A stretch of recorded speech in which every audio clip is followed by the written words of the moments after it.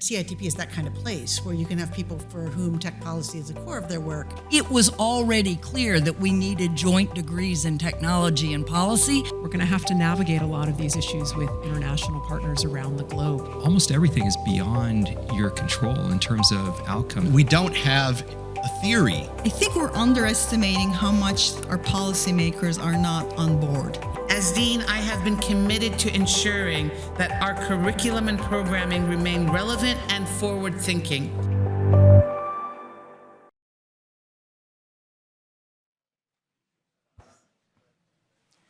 Good morning, everyone. Welcome to our conference titled Tech Policy, the Next 10 Years. My name is Arvind Narayanan. I'm a professor of computer science here at Princeton and also the faculty director of the Center for Information Technology Policy.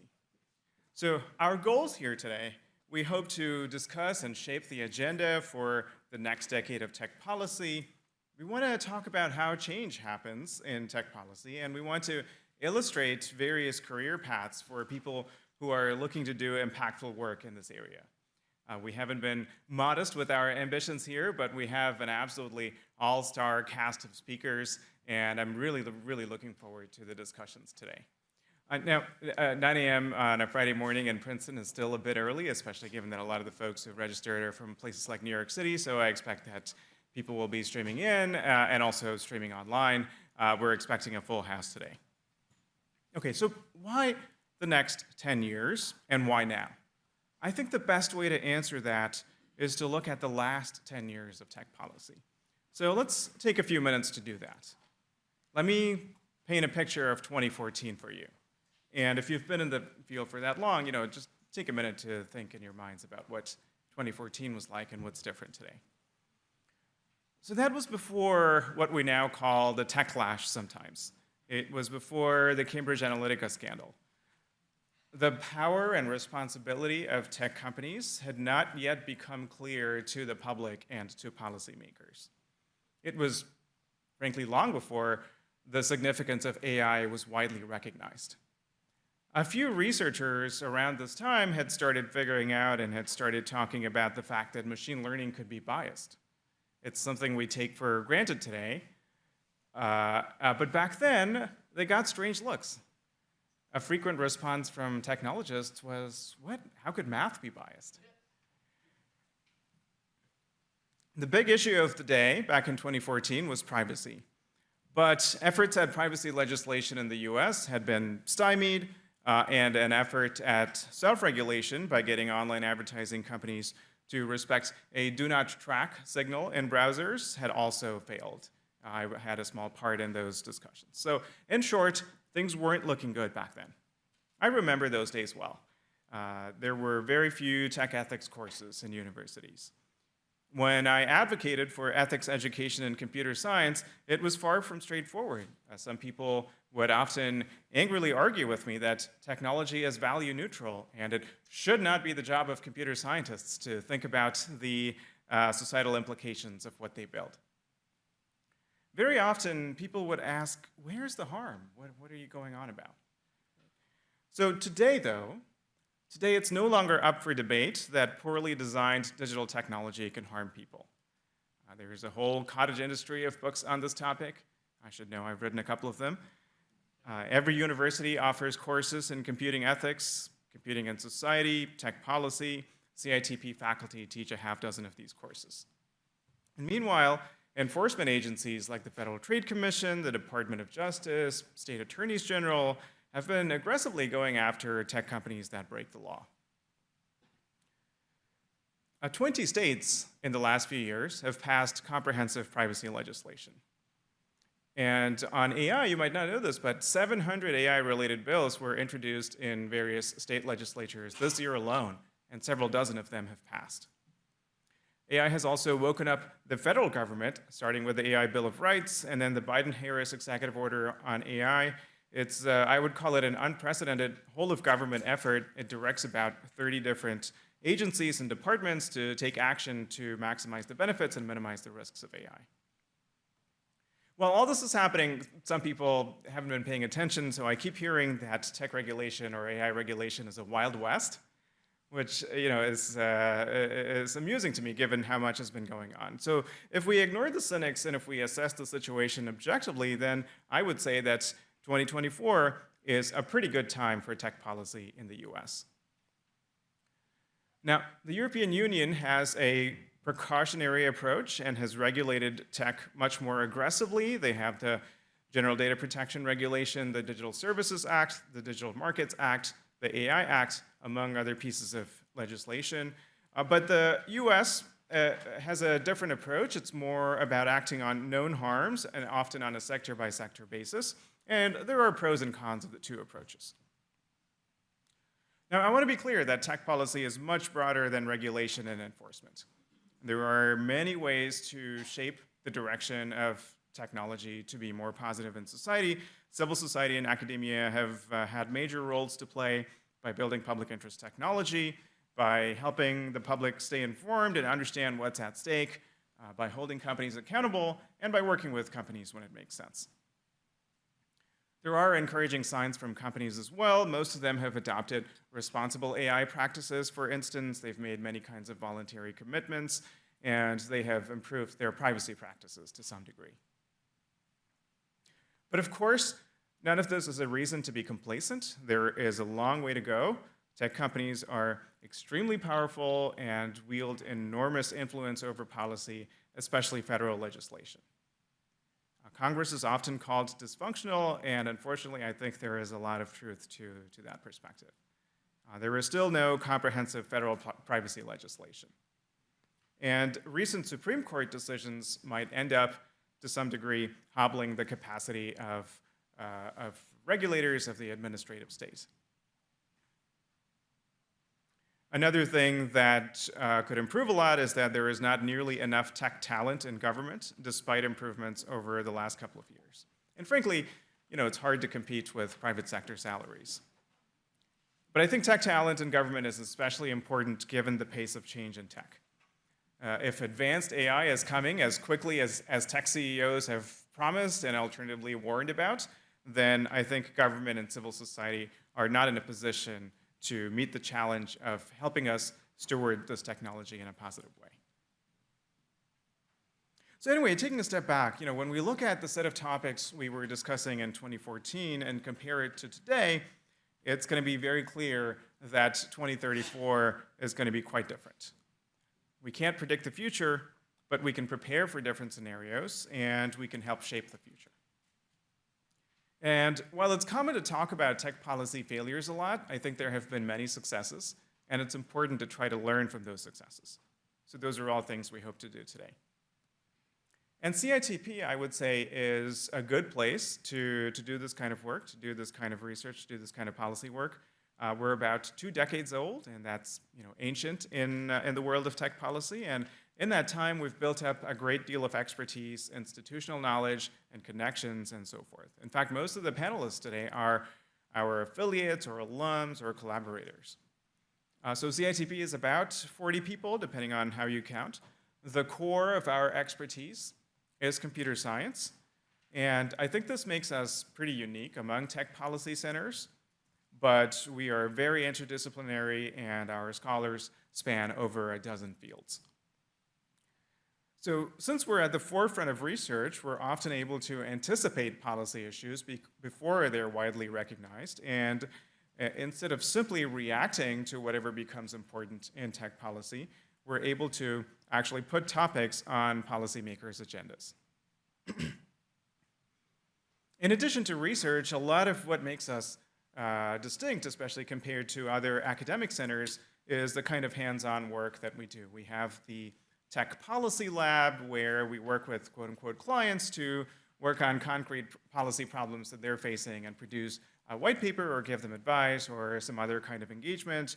We have the Digital Witness Lab, where we do investigative data journalism to bring transparency to many topics, including the impact of tech platforms on elections. Many of our faculty members have done tours of duty in government, at the Federal Trade Commission, at the Office of Science and Technology Policy, at the Federal Communications Commission, at the Department of Justice, and so forth. We do regular hands-on expert briefings in Washington. For policymakers, you're going to hear from Zach Vertin, who's the director of our SPIA and DC Center. We have been doing trainings through the General Services Administration across the federal government, and 15,000 people have signed up to participate in these. We do regular conferences like these, and we also have ways of bringing graduate and undergraduate students into the mix to contribute to a lot of these activities through things like our Technology and Society undergraduate certificate. So we're actually recruiting for many different positions. If you're interested more in what CITP does, look at our website, and you've also received a handout where you're going to find more information about how to get involved in CITP. All right, let me make a few quick announcements, and then I'm very excited to introduce someone very special today for opening remarks. For the Q&A today for our panels and keynotes, the way we're going to be doing it is through an app called Slido, and you have a QR code in your handout. If you take a picture of that, it'll take you to a web page. There's no login required, no app installation. You can type in your questions there, and the moderator will see those questions and select questions to ask the speakers. I've been told food and drinks are not allowed in the auditorium. I know that's a little annoying. I apologize, but we're going to have lots of refreshments outside and lunch, of course, and plenty of time for networking, and that's going to be in the outside area. It's going to be a little bit of a chilly day, but frankly, we were fearing much worse, but it's turning out to be a relatively pleasant day, so that's good. And then after the conference, we're going to produce a conference report where we summarize the things we've learned from all of the wonderful things our speakers are going to share with us today, and we'll put that out online, and we'll send you a follow-up email where we'll have a link to the conference video, the conference report, and so forth. Okay, now I'm delighted to introduce Professor Jennifer Rexford, who is the Provost of Princeton University. She's a computer scientist. She's a pioneer of computer networking. She spent many years at AT&T before she joined our faculty in 2005, which is coincidentally the same year that CITP was founded. She's known for many contributions, including software-defined networking, and these are foundational to how computer networks operate today. Her contributions have been recognized by the National Academy of Sciences, the American Academy of Arts and Sciences, and the National Academy of Engineering. She's a member of all three. And more recently, working with other CITP faculty, Professor Rexford has helped to make important improvements to the cybersecurity of internet infrastructure. So we're lucky to have a provost who not only understands the importance of tech policy, but has actually made major contributions to it. She was the chair of the computer science department for many years and was a mentor to me, so I'm personally very delighted to welcome her. Over to you, Jen.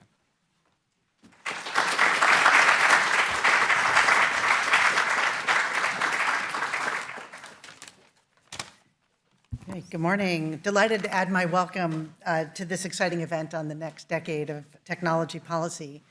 As Arvind mentioned, I joined the computer science department nearly 20 years ago, fresh from working on computer networking as a researcher at AT&T. At the time, I was excited about making the internet work better, and I didn't really think of myself as a tech policy person. I think that was in part because I thought of tech policy in narrower terms rather than the broader framing that Arvind gave us a moment ago. And I also thought of myself as a bit of an internet plumber, thinking much more about making the underlying infrastructure work better and much less directly thinking about the end users whose traffic went over those networks. The time I spent at CITP over the last 20 years really sucked me in. And I started to realize and also learn that I could contribute to broader discussions about technology and society, and that this actually was an important part of making the internet work better, a means to an end. Over the years, I got involved in policy papers on internet surveillance, government security appliances, friend of the court's briefs on peer-to-peer networking and cloud systems, Federal Communications Commission working groups on net neutrality and on routing security, workshops on securing the public key infrastructure that were hosted at CITP, which helped us get some of our ideas deployed in practice, and a number of Freedom to Tinker blog posts. So I've been a bit of a dabbler. I mean, compared to many of the people who are speaking today, I've been much more of a dabbler in tech policy than someone who's all in, kind of flitting in and out, depending on what I was working on at the time and whether tech policy was a particular means to an end for the work I was doing. And I've deeply appreciated that CITP is that kind of place where you can have people for whom tech policy is the core of their work and others who learn and contribute in ways that make sense for the work that they're doing.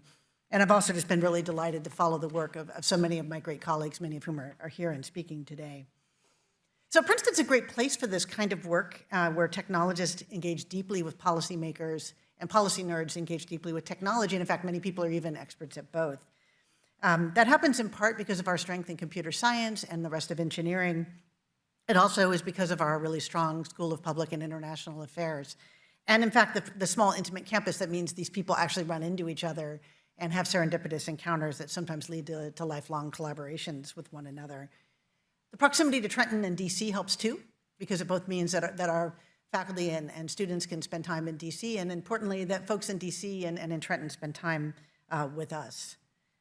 We really, as a society, deeply need this kind of an interdisciplinary scholarship and a desire to do work that really crosses the chasm to influence real users and the real world. And we need it more than ever because of the way information technology so deeply infuses everybody's day-to-day lives in ways both readily visible and sometimes more importantly in ways that are increasingly invisible but no less important.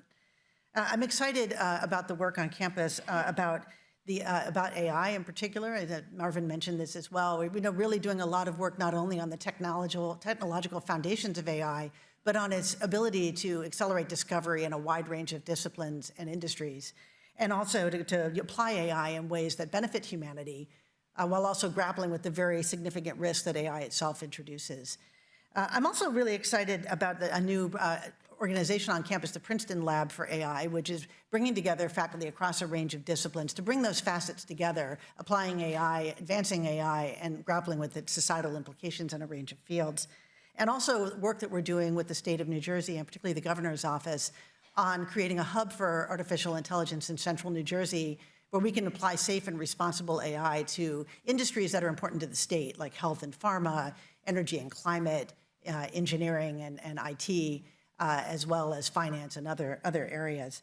And so looking back, just to close, looking back over the 20 years I've been at Princeton, I'm really excited how nobody would question today that how important it is for technologists and policymakers to come together. And in fact, not just in computer science, not just in engineering, but in many of the fields I just mentioned. So I'm certainly not going to try to prognosticate about what will be important 10 years from now, but one thing I do think is deeply important is now that AI and information technology broadly is being used in every industry, every company, every sector, really every sphere of human society. Grappling deeply with those application domains is important as well. So not only technology and policymakers, but domain expertise in important areas where these technologies are being applied, sometimes in naive and in harmful ways, and sometimes with tremendous promise if done well. So I can't wait to hear what you all think the next 10 years are going to bring and what role we can each play in making technology worthy of the trust we're increasingly placing in it. Thank you so much. I wish you a great day.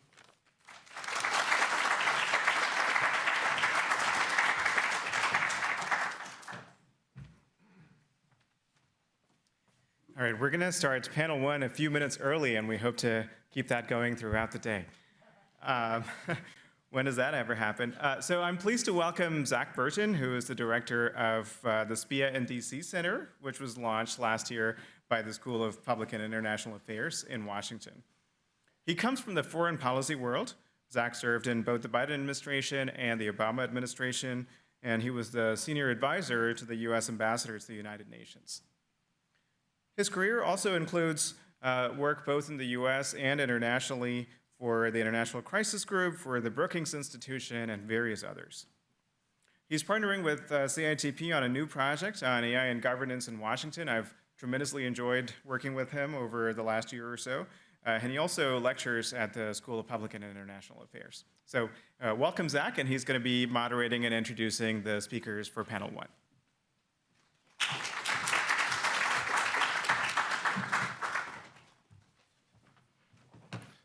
Thanks very much, Arvind. I'll invite our panel up.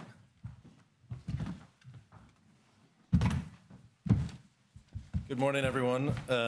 We're delighted to be here. I'm delighted to be here to see so many of you. Welcome, and welcome to the considerable audience we have online.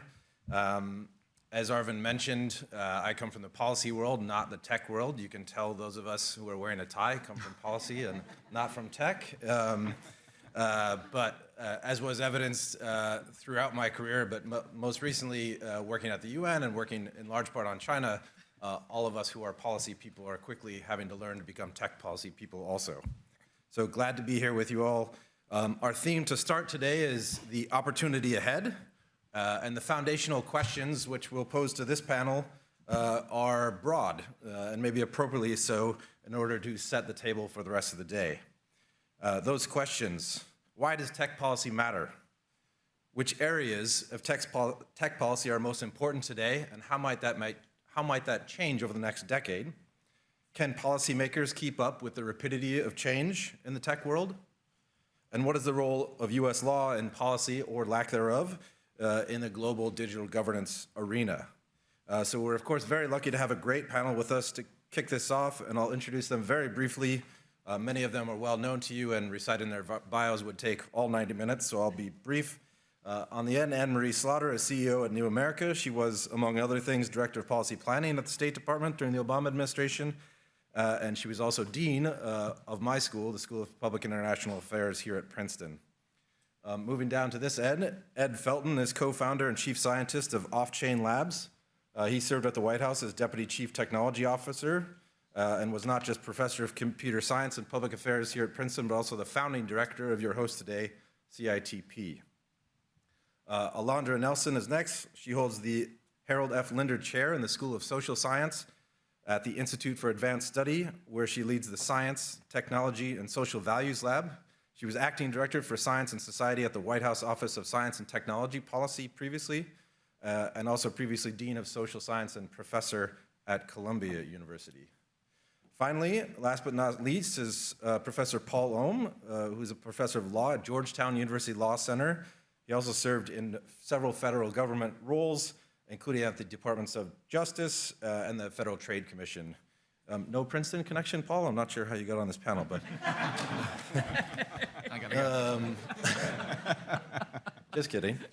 Now I'm going to ask each of them to start off with some very brief introductory remarks, specifically again on our foundational questions: why does tech policy matter, and what's most important now and over the next 10 years? And then we'll have an hour or so to dig in. I've got some questions teed up, but also very excited to get questions from those of you here and online via the Slido app, as Arvind mentioned. Last point before I turn it over, I will just say that last night at the hotel, I did put these foundational questions into one of the leading large language models. And I got a very neat list of 10 answers. So I just want to disclose that I will be scoring the humans versus the machine this morning. And with that, I'll turn to you first, Anne-Marie. Thanks, Zach. And actually, I realize that I'm disqualified from being on this panel because I didn't do that last night, which I, of course, should have and have been. So just a couple of things. It's great to be back at Princeton. I still live here, but I no longer work here. But it's always wonderful to walk down the street and be part of the academic community again. And my real qualification, I think, here is that when I was dean, I hired Ed Felten. And one of the things that we should... I should say I hired Ed Felten from engineering to SPIA, right? I didn't hire him from outside. It was harder probably to do it on the inside. And I say that because that's one of the things that's quite different from 2014. When I was dean from 2002 to 2009, it was already clear that we needed joint degrees in technology and policy, but it was incredibly hard to do because engineering and policy have very different ecosystems and cultures. So start with that. And then second, one of the big reasons I left Princeton to take over New America was because I saw an opportunity to build a field of public interest technology. I'm a law professor originally. Public interest law was created. It was created by the Ford Foundation and other funders in the 80s. It didn't just exist. It was the idea that if you were a lawyer, you, of course, could go to a big firm, you could go to government, but you could also go to any number of nonprofits to pursue policy and law. And we wanted to do and are part of the movement to build that in technology. All right, couple questions. Why does tech policy matter? I think that's almost self-evident, but We've got trillion-dollar interests at stake. I spent the last 2 days at the Masters of Scale conference in San Francisco, flew back so I could be here. Basically, what the message was between now and 2050, the world will change in ways we have not seen since the Industrial Revolution, and you'd better be all in.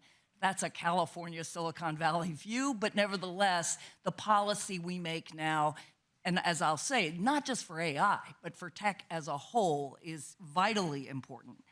I do want to say that the UN General Assembly just met, and it was a very important General Assembly, and one of the reasons was because the Global Digital Compact was rolled out. Interesting that Sundar Pichai was there at the UN and not at the Clinton Global Initiative, rolling because the big tech companies see the UN as their market. It's the collection of their global market.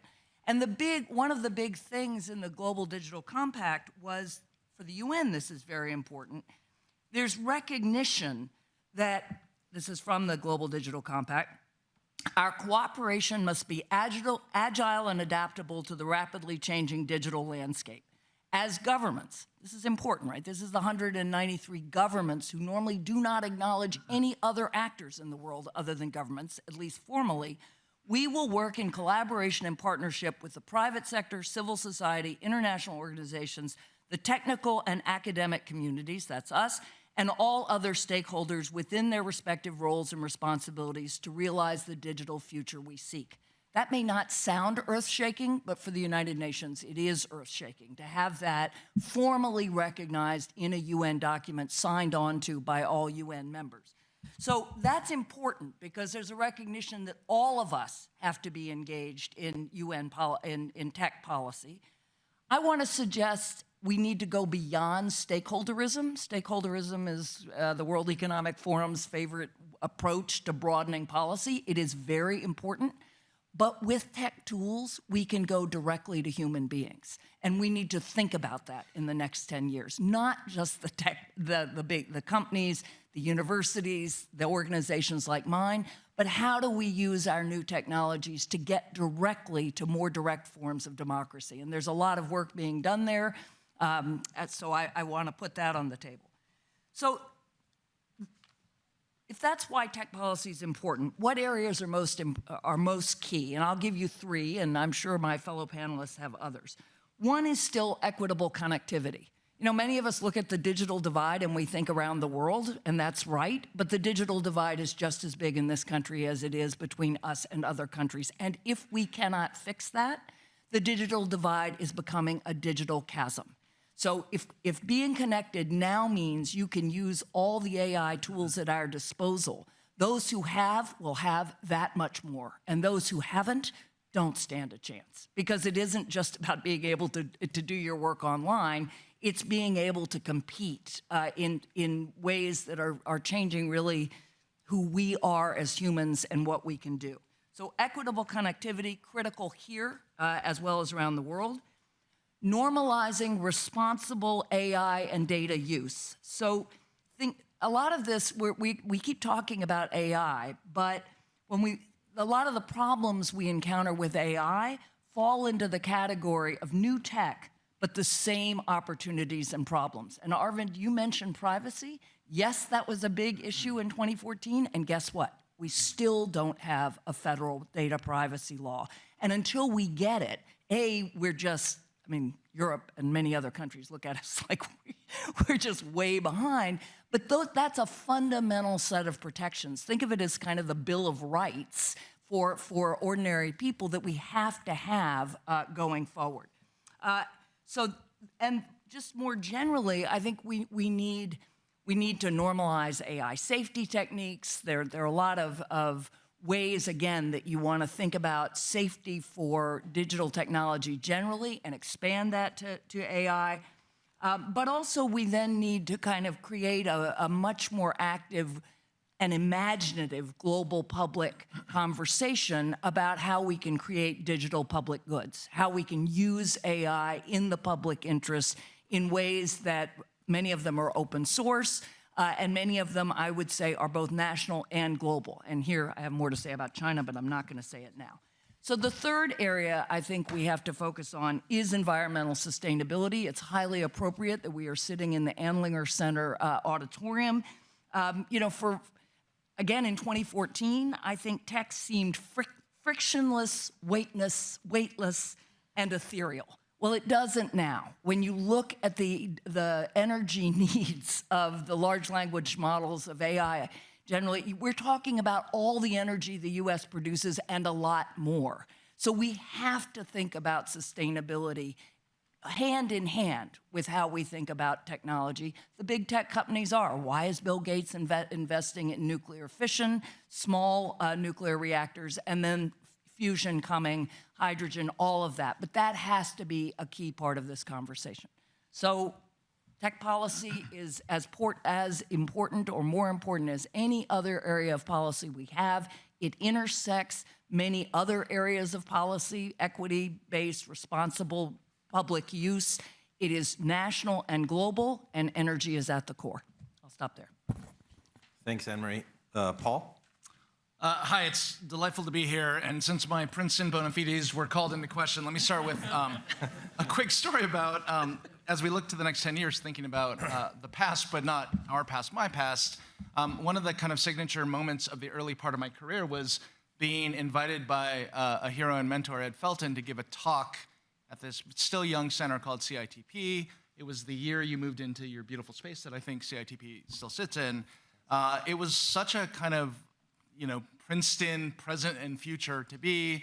I was there to present a work that basically imported the work of this precocious graduate student at the University of Texas named Arvind Narayanan, who was writing about re-identification techniques, and I was trying to introduce that to a policy community.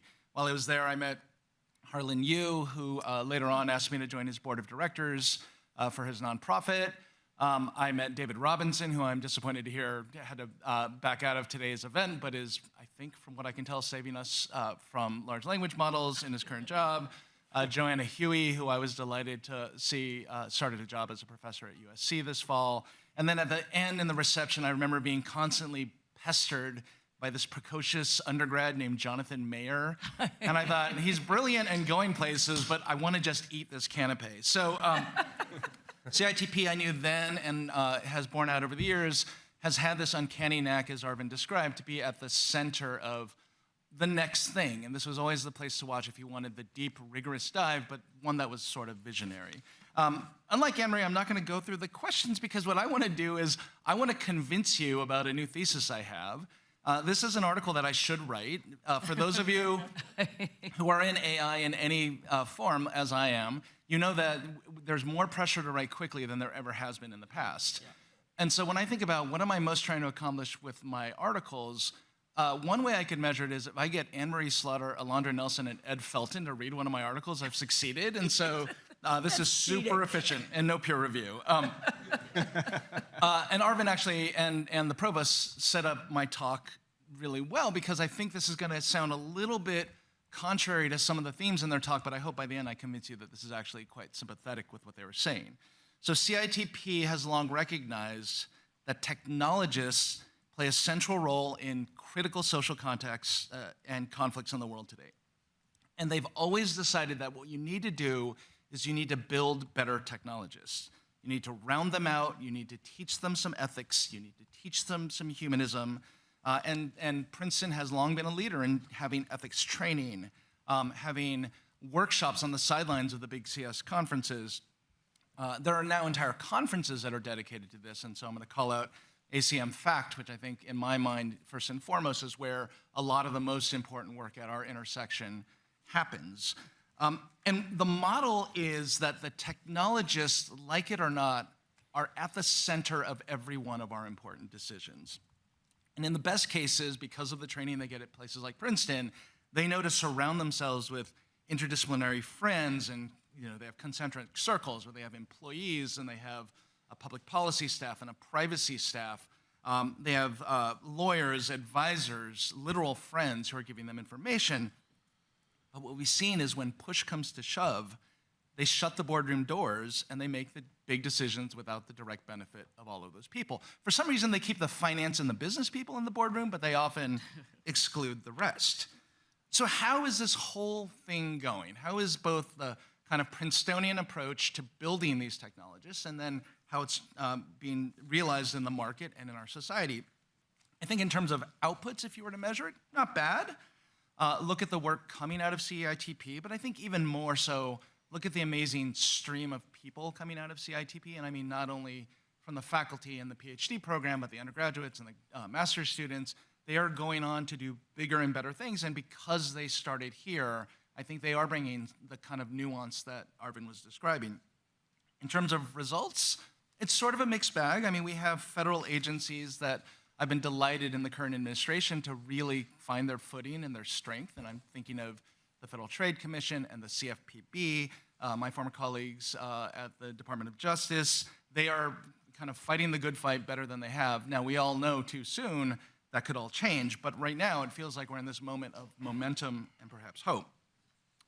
But let's talk about some of the downsides. In terms of lasting legislative and regulatory change, we haven't done so well.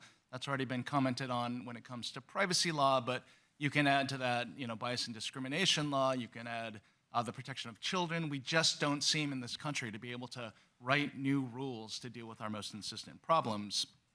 And then if you look at the actual results, I'm on the camp that says they're bad or dismaying, right? Disinformation and misinformation, content moderation is assailed and in retreat. The bias, harassment, and discrimination is going unchecked. We've built an entire system of surveillance capitalism and surveillance. This is all fueling economic inequality and labor precarity. So we're in trouble, and I don't need to be the one to tell you that. You've all heard that from many other people. And so the question is why? Why is this generational long effort to build more ethical and socially adept technologists not working? I think, and I've been spending my whole career thinking about this as someone who has an undergraduate degree from a really superior computer science department at Yale University. Just kidding. But we're sending mixed messages. On the one hand, we're teaching them in their computer science classes to be rigid and formalistic, to prize efficiency above all else. One of the kind of standard entry-level classes every undergraduate computer science takes is called algorithms, but it's really the study of efficiency. And then once in a blue moon, they take another class and we say, well, be humanistic and be flexible. And there's a real collision between those two theories of the case. Sometimes they turn into interesting compromises like differential privacy or the work here on dark patterns, but more of the time it's a frustrating clash of priorities, and too often the efficiency side of that works out. I'm also, as a parent of undergraduates, one of whom is studying computer science, I'm just wondering if we're asking people to select in high school and college because they got one set of skills, and we're trying to graft onto them a different set of skills. And I don't want to get too far into this, but it's partly we're trying to teach ethics to students who normally wouldn't kind of find ethics to be their calling, or writing, or argumentation and debate. And I'm not saying let's not try that. I'm just saying our results might be limited.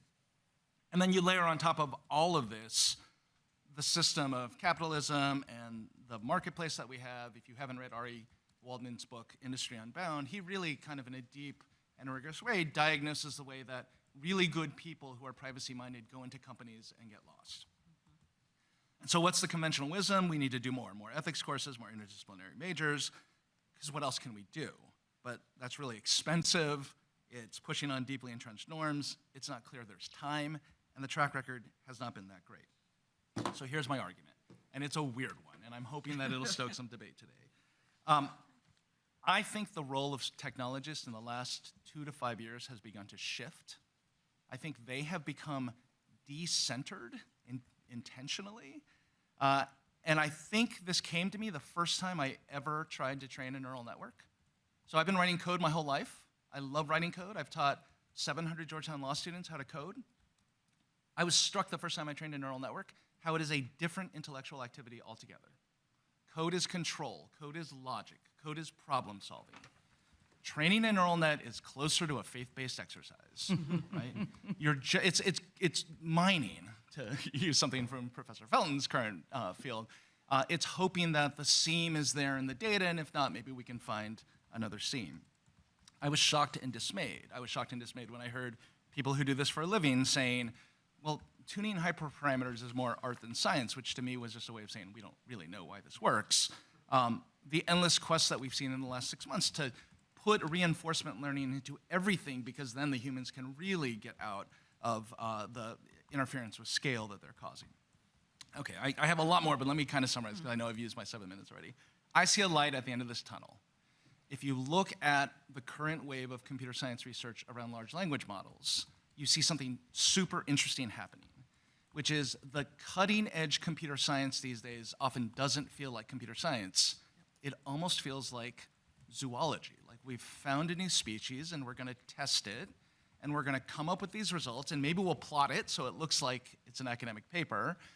We're gonna put it on archive, never ask it to be peer reviewed, and move on to the next thing. And so, just let me give you a couple examples. The idea that if you ask ChatGPT to repeat the word poem over and over and over again, and it begins to regurgitate training data. The chain of thought reasoning paper, which may be one of the most consequential papers of the last 5 years, which literally boils down to, if you tell the large language model, let's think step by step, it performs better.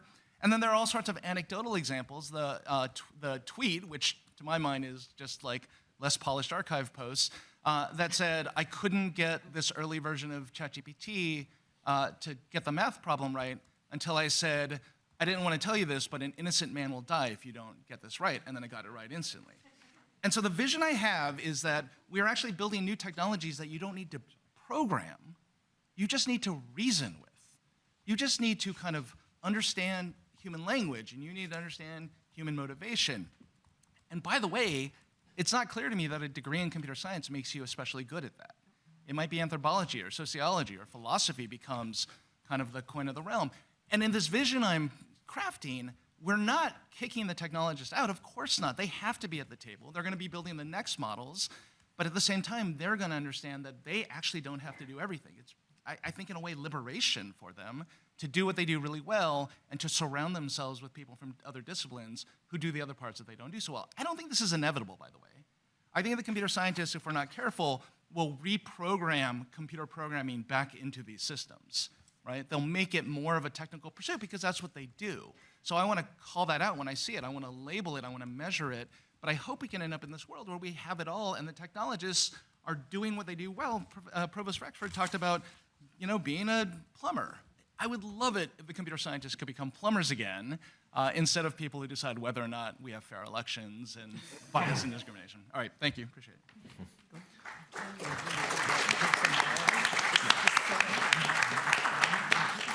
Thanks, Paul. Alondra. Yes, thank you. So good morning, everyone, and thank you for being here. Arvind, thank you for your leadership. I mean, you continually, I think, help to guide our community. You bring us together with incredible generosity and incredible vision, and I just want to, say publicly to thank you for that. I really appreciate it. So I'm going to say a few things, and I'm sort of answering the questions implicitly in the comments that I'll make. A few kind of sort of broader, sort of high-level things. One, that we're in the midst of a transition that has a bearing on technology policy and related to it science policy.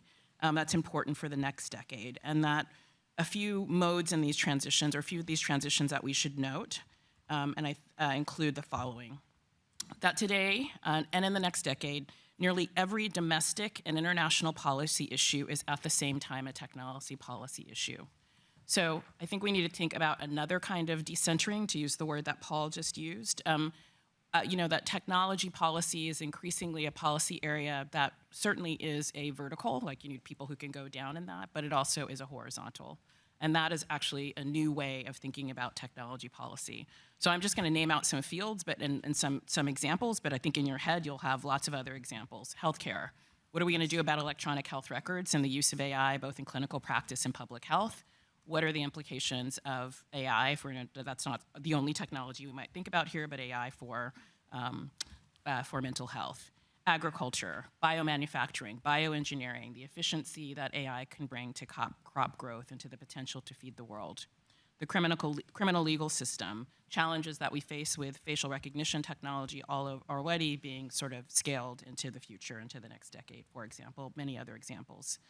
National security, the potential over the next decade to have, even more than now, seamless state-level surveillance in the context of also trying to execute forms of geopolitical competition. Education, the challenges that we have and will have, and the aspirations that we have for educational technologies, while also trying to preserve the data privacy of young people, which remains an ongoing challenge. Climate and energy policy, what are the green technologies we need, the new energy that we need, how do we keep the ambition to net zero or not, housing, access to housing, to mortgages, to rental housing. Workers, are we going to have augmented or automated work? Democracy and voting rights, electoral information, electoral process, misinformation, issues around immigration. If you follow even immigration only as a technologist, you've probably been following the trials and tribulations of the CBP1 app, which is both helping and really bringing challenges to the work that we're trying to do on the border. And then, of course, the implications for science, for research and innovation, right? And you could name other domains as well, but this is just to say that technology policy is no longer going to be a role for the technologist per se, that it is actually going to be a kind of infrastructure for all of the other policy that we do. So I think that is an important transition that we're in the middle of that will have bearing on what tech policy looks like in the next decade. Secondly, most technology research and development occurs now or increasingly in the private sector. So this is potentially great for growth, it's potentially great for jobs, it's potentially not great for accountability, for public accountability.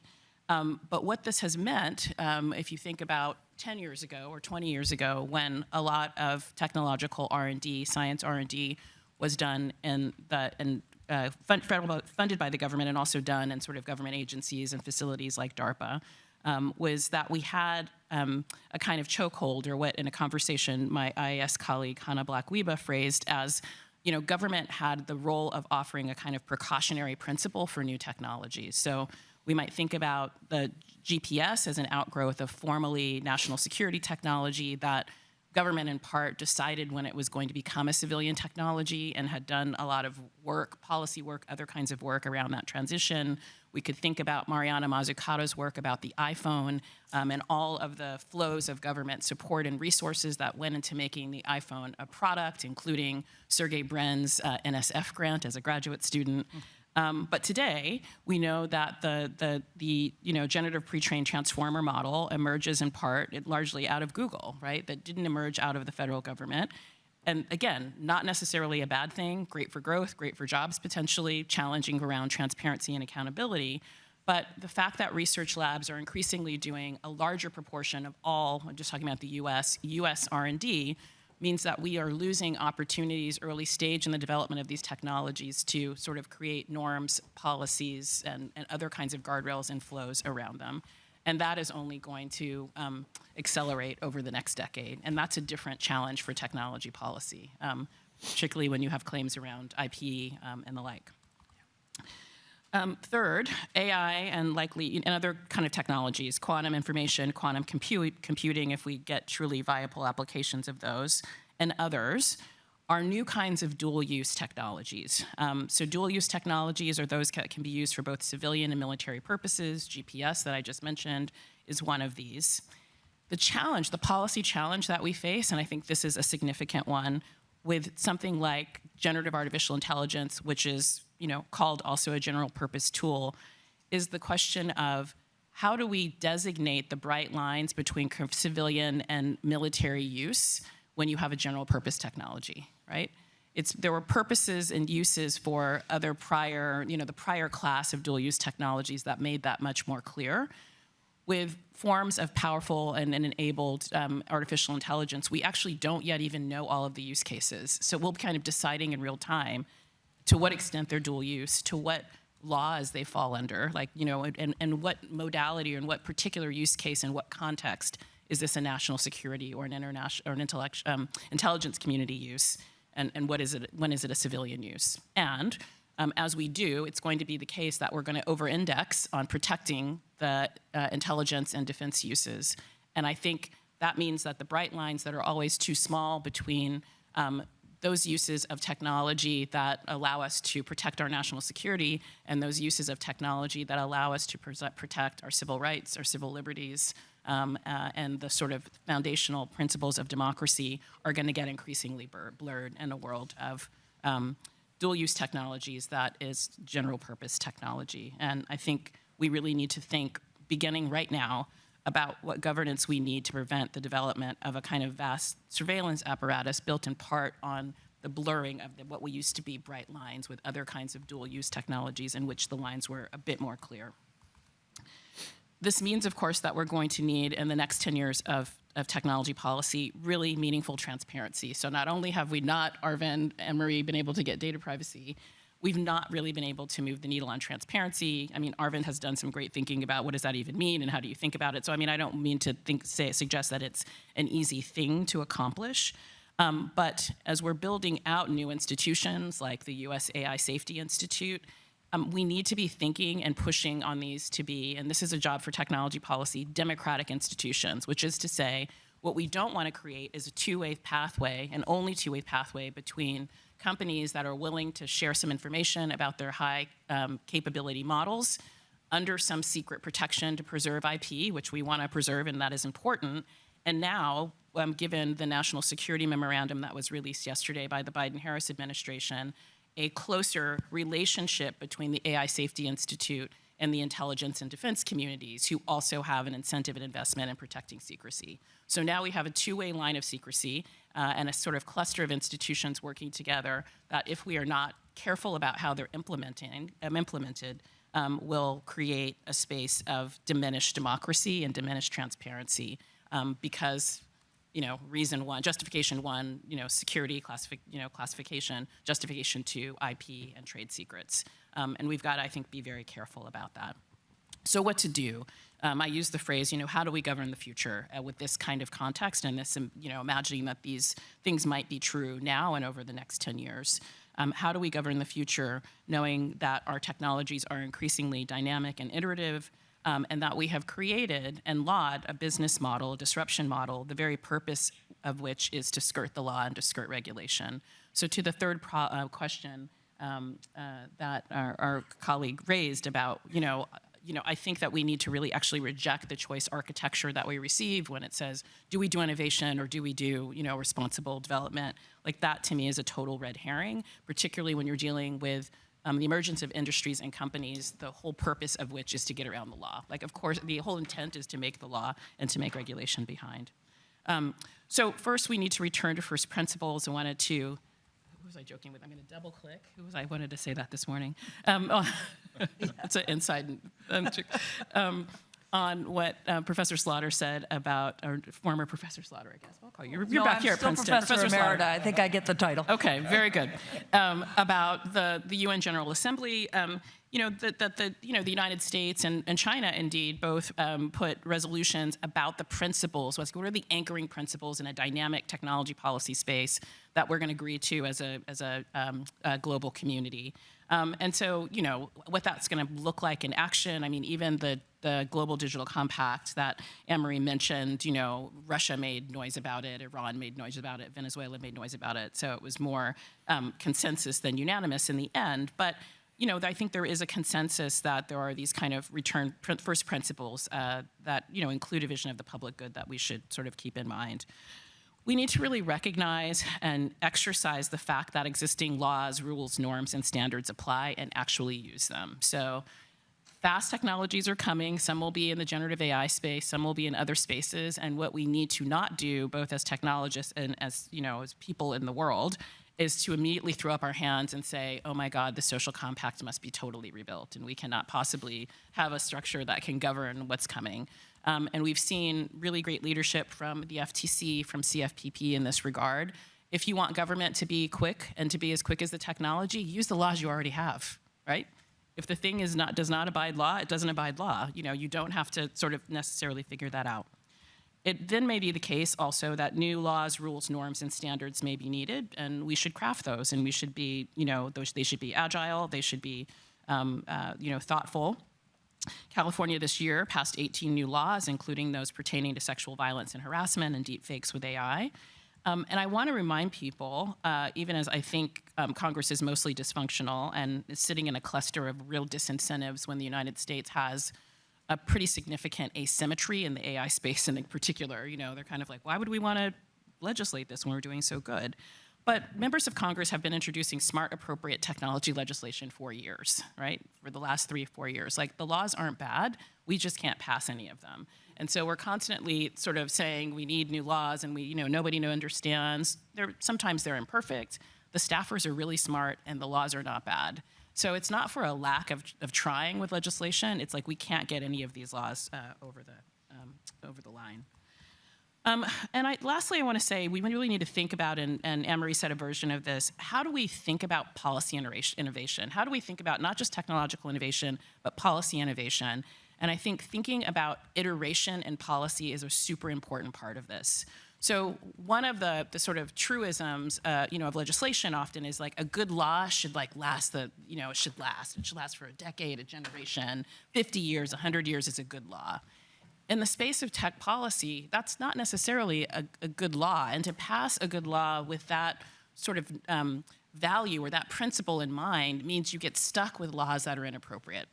Case in point, Section 230 of the Communication Decency Act, a nearly 30-year-old law, written by former Representative Chris Cox of California and current Senator Ron Wyden, a Democrat of Oregon, who has himself said in closed quarters and half-open quarters that he doesn't think it applies to generative AI.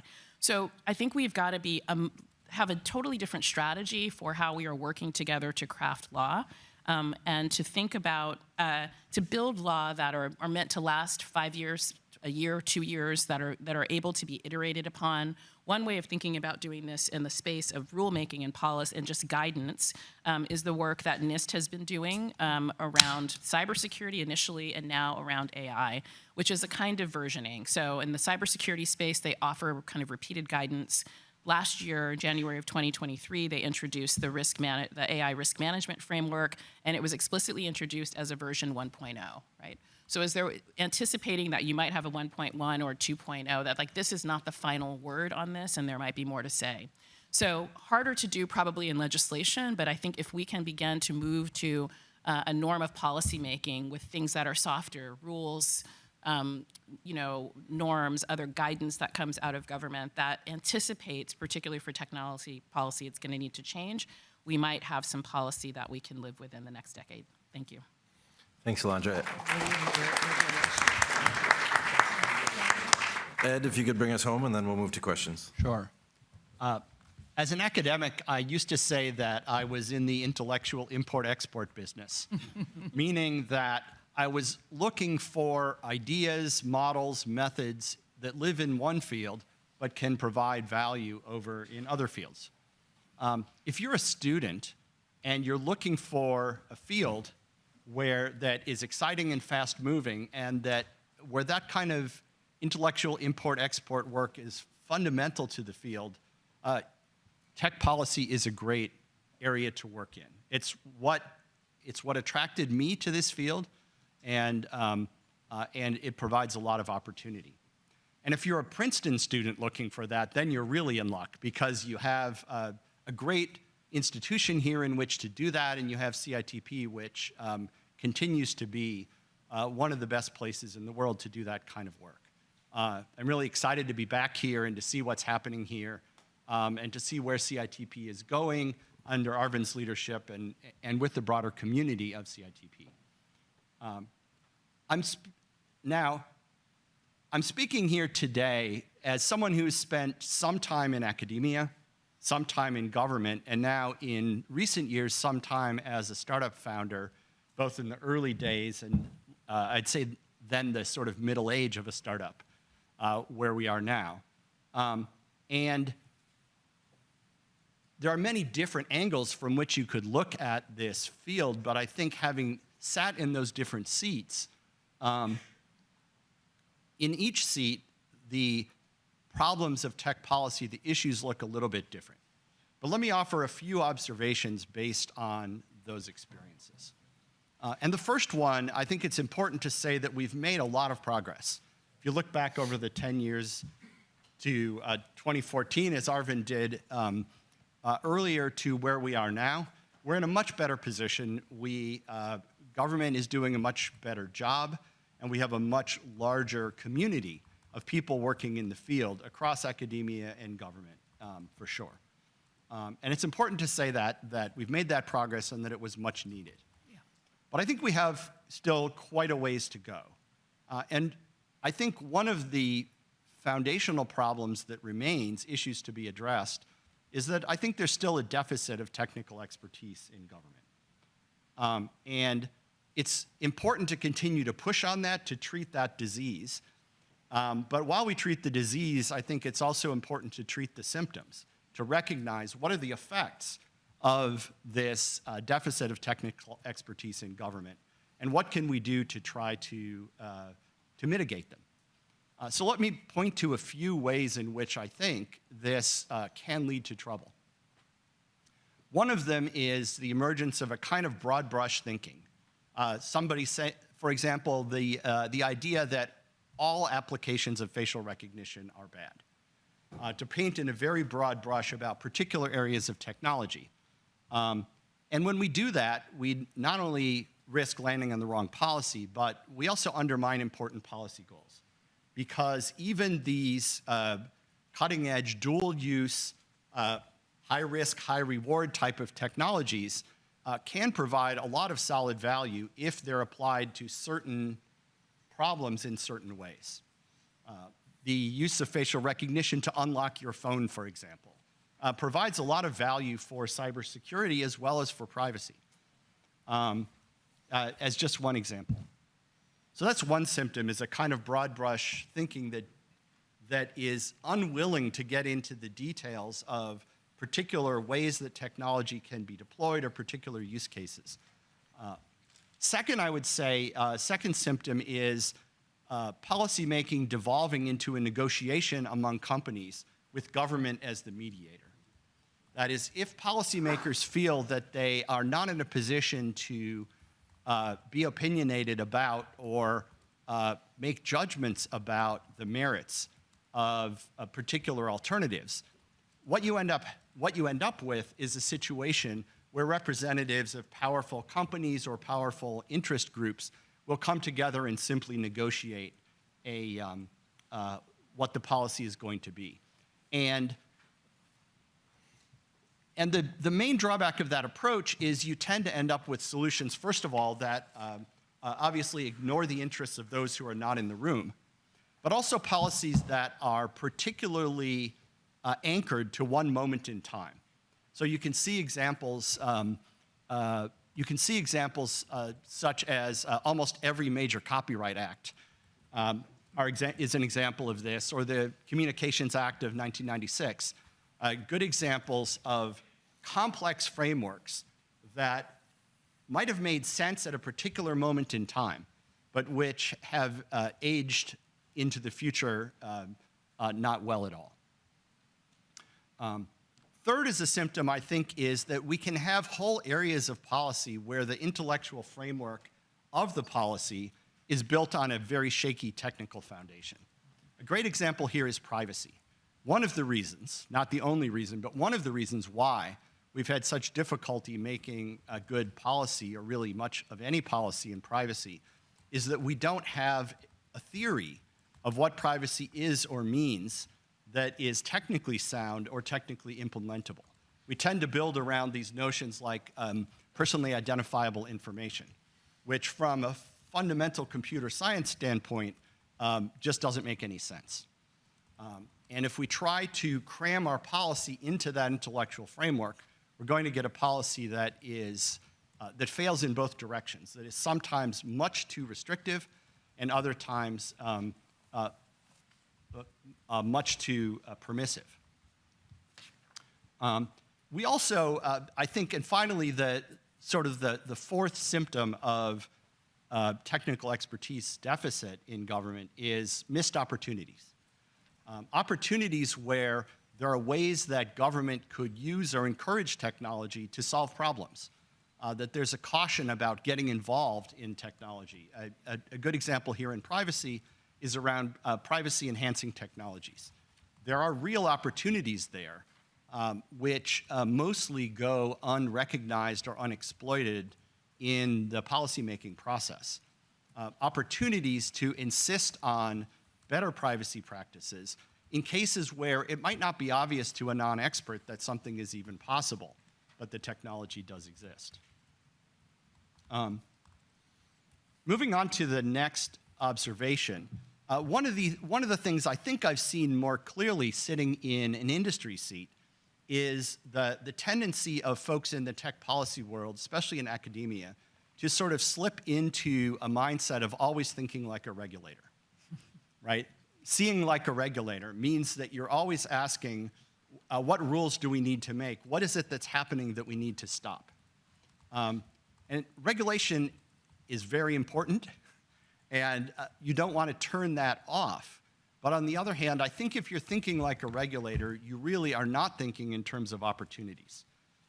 It's very important in policymaking to think hard about when to be an enabler of good things rather than trying to stop bad things. And in fact, in some cases, there is a vacuum which will get filled by technologies or business models that we don't like, which could have been filled by a better approach if we had thought more actively about what we should be enabling. And then finally, I think it's important in tech policy, and I think we often don't recognize the importance of thinking about the long tail of technology. So for example, the vast majority of technology workers work outside the technology industry.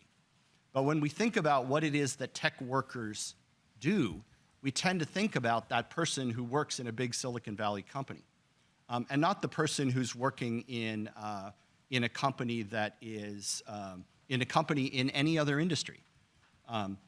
The vast majority of tech workers work outside the tech industry, and many of the technology decisions that affect our day-to-day experience with technology are also made outside the tech industry. So that's one aspect of the long tail. The other aspect of the long tail, I think, has to do within the tech sector with tech companies of different sizes. I think we tend to focus more than we should on a few large companies, and we tend to think less than we should about the long tail of small to medium-sized tech companies. When we think about the startup world in the policy space, we're often thinking about it as from the standpoint sort of venture capitalists. And indeed, in the policy discussion, it's often venture capitalists who stand in for the small to medium tech companies. But their interests are very different than those of the companies that they're funding. Trust me, having dealt with venture capitalists for now years, I can tell you their interests are not always aligned with those of the people they fund. So it's important actually to find some way for the small to medium tech companies to have more voice or to be more recognized in this space. Now, I want to close by talking about something that I've learned sitting in industry and thinking with and talking to a lot of people in industry about government and policy. And that is, for the most part, folks in that space don't really understand government at all. This is especially true in smaller companies that don't have policy professionals on board. But even in larger companies that do have policy professionals on board, there tends to be a sort of wall between the policy professionals who work for the company and most of the people who are making day-to-day decisions in the company. I think this is also a problem. I'm a little bit more at a loss for how to address that one. How is it that we can get folks who are working in small to medium-sized companies to have a view of government which is more accurate and practical, and especially one that goes beyond, say, basic civic education, let's say, which these folks do have, to really understand how government works and what it means when a government official says something. And I think we suffer a lot from government and especially small to medium industry not really understanding each other very well at all. So I hope we can get more people who from each of those environments to move into the other one. And that is, to the extent, that is a part of a mission that I'm trying to understand how to do to continue that work in intellectual import-export. So, thanks. Great point. Great point, Ed, and I think we'll come back to that. I'm going to start off with some questions directed to each of you, but before I do, the first one's a volunteer question for two of you, and that is, we have talked about a number of the gaps and the challenges, and we will come back to that. We will wade back into the swamp. But to start us off on the positive side of the ledger, are there examples that two of you might cite where we're doing well on tech policy, where we have something that's working, can be small scale, where we're accurately or well regulating an emerging technology? What, to help correct some design flaws or prevent discrimination, what are the examples this crowd should take note of? What gives you hope about the way ahead in this space? Anne-Marie. So I'll give you one. I think net neutrality worked, right? So we fought for net neutrality a long time. It got reversed. We got it back. It got reversed. But fundamentally, we held the line. I say we, New America was very actively involved, but lots of others were, until that issue kind of went away because the split between the big tech companies and the telecom companies was reduced. But for a long time there was a real risk that people were going to be able to be charged very large differential amounts for their use of the web. And that would have been terrible. I think it's a great time for the laboratories of democracy. I think the states have stepped up in the last few years and the void left behind by the federal government. So you could look at what Colorado, and I've helped Colorado, has done with privacy and AI. You could look at everything California is doing. It's not only important because it gives us a modicum of protection, but we're really trying out ideas in different ways and then hopefully bringing some of them to the federal level. I would just add, just from the federal level, because this is work I was involved in, I think that the Biden-Harris administration has done a lot of interesting things. I mean, we don't know if it's going to succeed as with net neutrality, so time will tell. But, I think chips and science, for example, in its fullness, I think trying to sort of incite or sort of catalyze markets around the GPU chips that we, that need to build AI. At the same time, the in-science part of that bill, which is a lot of R&D investment and a lot of investment in colleges and universities for research and development. So if that's fully appropriated, I think that's actually a really smart play and a smart way of thinking about technology. If you're going to be making investments anyways, why not have a strategy behind them?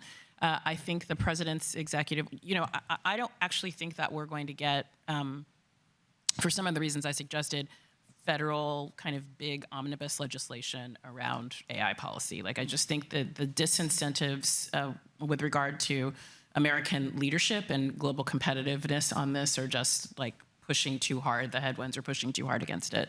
And so I think executive action, even though it can be rescinded and reversed, et cetera, can provide important direction. And I think it's been important that this administration has both said, the levers that you have, you can use, with regards to use of AI for fraud and for scams and for, sexual violence. And we are also going to stand up via NSF a lot more AI research and development centers, the National AI Research Resource, all of this kind of infrastructure, because to your phrase, Zach, about the good stuff, a lot of that's not going to come from the market, right? There's a lot of market failure around the things that we want to take place with regards to healthcare and other sorts of outcomes, and there is an important role for government to play in that. I would point to two examples. One of them is self-driving vehicles. This is a technology.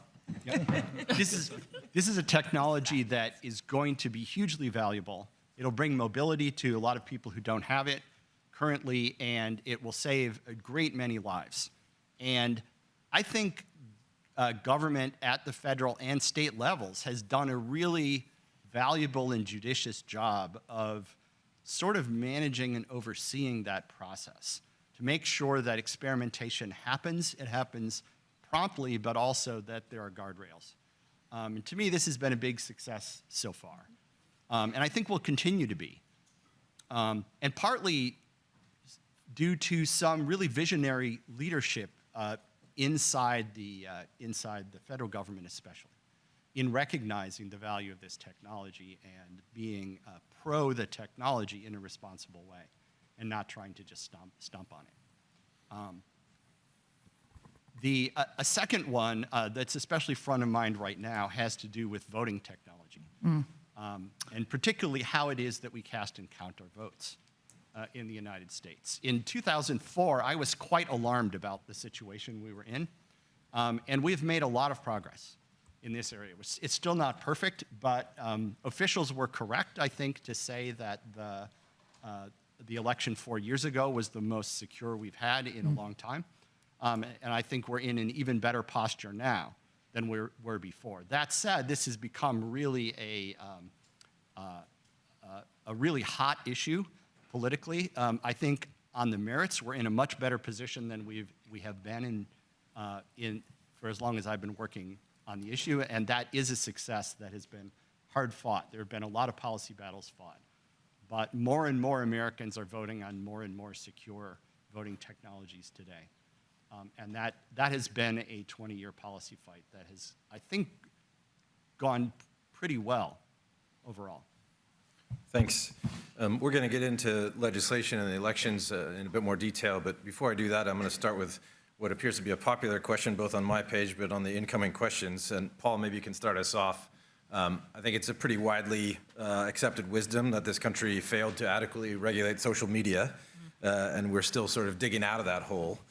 Part of that failure was, of course, because at the most basic level, sometimes those regulating technology didn't fully understand it.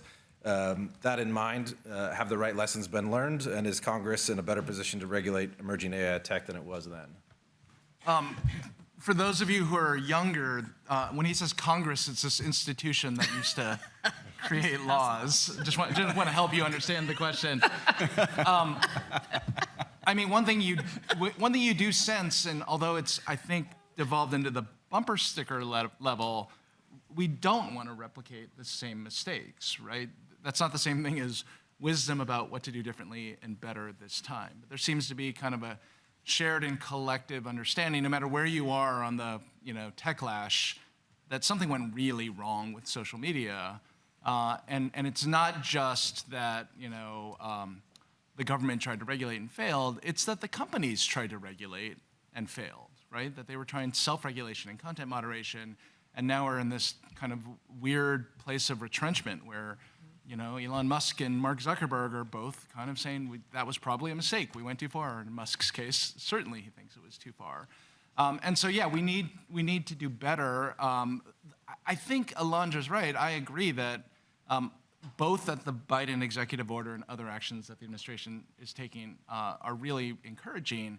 But at the same time, I'm not sure that we have a great idea, not only about kind of how to deal with the problems that we're identifying, but even an agreement on what the problems are. Right? I'm like, when you said earlier, what's going well in tech policy, I almost cheekily said, well, at least Europe still exists. And I'm a big fan and proponent of things like the GDPR, and I will fight you to the death about that. But I'm a little underwhelmed by the AI Act. I think the AI Act is kind of a little self-regulatory, and it adds a lot of kind of cost and bureaucracy. And so if this is contestable, the global kind of template for what lots of other countries are going to use as a starting point, I'm not sure we're there yet. I think maybe the thing to do is to slice this into lots of different problems, right? And I think I'm also echoing Alondra here. One big AI bill to save us from AI problems is almost an incoherent way of thinking about it. And instead, we should really look for kind of the slices where we really think there's a harm, or we really think there's a problem, or there's a little coordination that needs to happen, and then see what kind of interventions we could have. I'm going to come to Alondra shortly, but on that question, Anne-Marie? So just a quick addition, and I will just say I rode a Waymo yesterday. I took it halfway across San Francisco, and I felt safer than I felt in a long time with a lot of drivers. But the social media regulation, I think, points up something very important. Alondra talked about dual use, and I would say it's the lesson of dual motivation. There is no technology ever that cannot be used for good and bad, and yet we consistently get a new technology and see all the wonderful positive things and manage to avoid, at this point, in some ways we've overlearned the lesson of social media, so we're seeing more the negative than the positive, but we have to start with both. Twitter in 2011 was an incredible thing. I mean, I was a new user during the Arab Spring, able to connect to people on the ground across the Arab world, learning things, engaging with people, getting far better information than I would ever have gotten from the mainstream media. And that was all true, and it was wonderful. And then it's also a nightmare. So somehow we have to build in that assumption, and I'm an idealist and an optimist, so I'm more likely to see the positive, but it's not so hard to just start by saying, okay, here are all the good things and here are all the bad things, and let's start thinking about that dual approach now. Thanks. I want to talk more about legislation and elections, as I mentioned, but before that, Alondra, if you could help us talk a bit more. You mentioned the work of the Biden administration. You're, of course, an author of the White House Bill of Rights on AI, which sought to guide the design and deployment of AI technology so as to protect the rights of the American public. It called for things like safety from algorithmic discrimination, data privacy, notification protocols. We're roughly 2 years on, I suppose, from its release. How have we fared? You know, I think what the AI Bill of Rights did was distill a lot of best practices. So it was a year of conversation with, you know, industry scientists and academic scientists. So it was not an attempt at novelty. It was an attempt at sort of distillation of what people agreed upon and a kind of year of conversation that we had with a lot of different stakeholders. So I think, you know, the first sort of you know, the president's executive order begins with an articulation of principles, and those principles are effectively the kind of codification in an EO of the AI Bill of Rights. And so I think that's great. I also think we see, you know, the president's commitment to, you know, privacy-preserving technology, to privacy-preserving policymaking, to safety enhancing and protecting technology, and the 2 OMB memos that came out about the government use of AI technologies and about the procurement of those the procurement of these technologies. And there was quite a lot of language yesterday, you know, that we will have to see how it's implemented, what it looks like in the national security memo on AI. So quite a lot of call outs for civil rights, civil liberties, transparency, privacy, et cetera. But as I was saying, you know, and that's part of the president's executive order. That was one of the mandates of it, creating this national security memo. But what that will look like in practice remains to be seen, and will be very hard for us to see and determine if it takes place in the defense and intelligence community space. Great.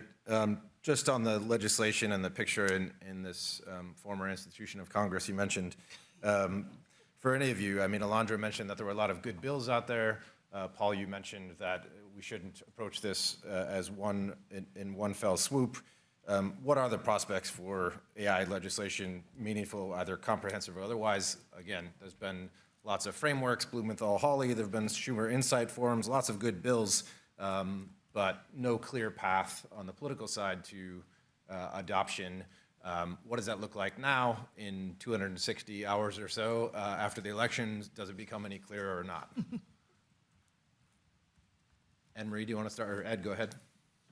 All right, yeah, I'll start. I think I agree with, I think it was Alondra who said that we're very unlikely to get a broad AI bill. And I think that's right. Congress has difficulty doing large, comprehensive bills in areas like this. I think to the extent there's hope for legislative improvements, it mostly comes in specific areas.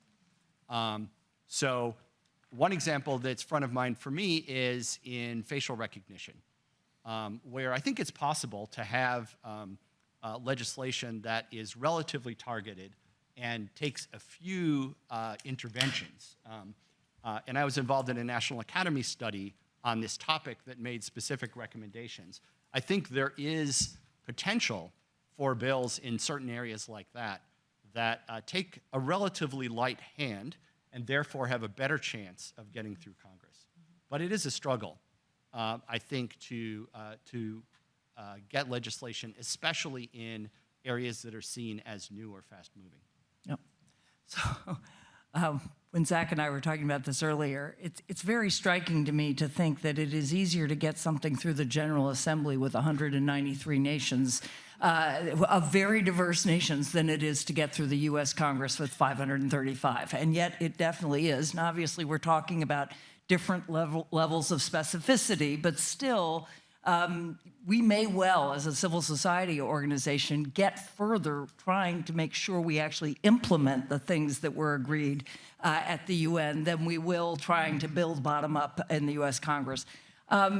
There is one area, though, I do think we are going to be able to succeed, or that I'm optimistic about, whether Harris or Trump is elected, and that is a rare statement. But it is around regulating big tech, particularly around regulating big tech and LLMs. So there's agreement. I think that a large part of the future of AI is actually smaller models. That's a good thing. The smaller models will help small and medium enterprise. It's I think, very encouraging. If you look, I don't think that Harris will fire Lina Kahn. I think she'll keep her.